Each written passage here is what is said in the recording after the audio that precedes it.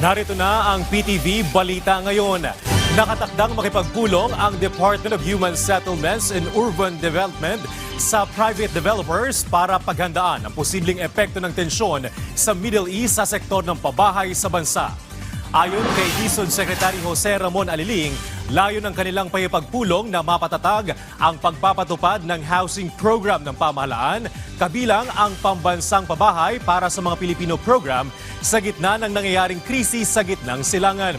Dagdag pa ng kalihim, mahalagang mabalanse ang pagtugon sa mga alalahanin ng developer at proteksyon ng home buyer. Alinsunod na rin sa direktiba ni Pangulong Ferdinand R. Marcos Jr. Sa ngayon, ilan sa mga inimbitahan ng kagawaran para sa dialogo ay ang grupo ng mga developer sa Subdivision and Housing Developers Association Incorporated, Organization of Socialized and Economic Housing Developers of the Philippines at Chamber of Real Estate and Builders Association. Magandang balita para sa mga residente sa Quezon City.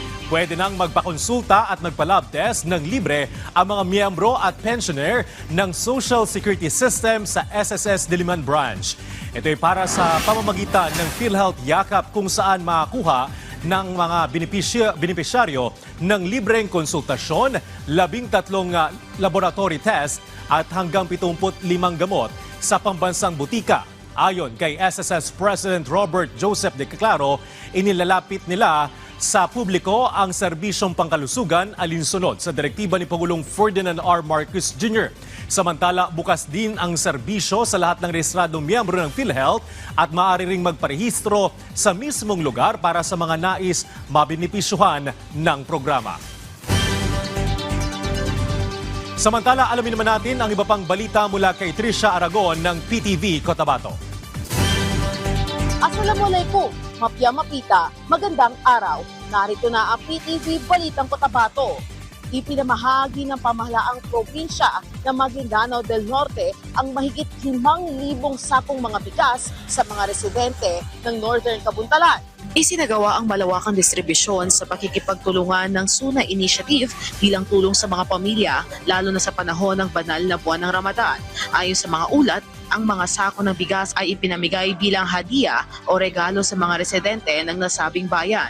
Ang nasabing inisyatiba ay suportado ni Governor Dato Tucao O. Mastura, Gobernador ng Maguindanao del Norte, na naglalayong matiyak na makarating ang mahalagang tulong sa mga mamamayan. Layunin din ng programa na palakasin ang seguridad sa pagkain at mas mapalapit ang mga serbisyong pamahalaan sa bawat pamilya sa komunidad. Samantala sa iba pang balita, halos 11 milyong piso ang naitalang kita sa Ramadan Trade Fair sa Bangsamoro Autonomous Region in Muslim Mindanao o PARM.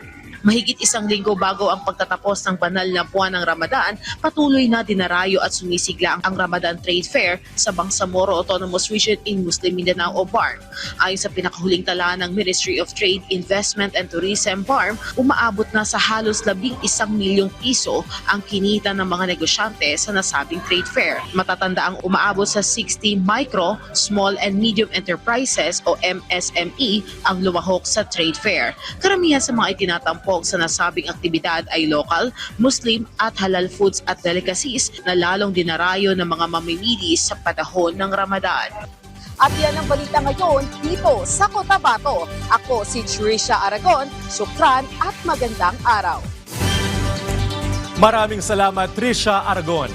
At yan ang mga balita sa oras nito. Para sa iba pang updates, i-follow at i-like kami sa aming social media sites sa @PTVPH. Ako si Bernard Ferrer para sa Pambansang TV sa Bagong Pilipinas.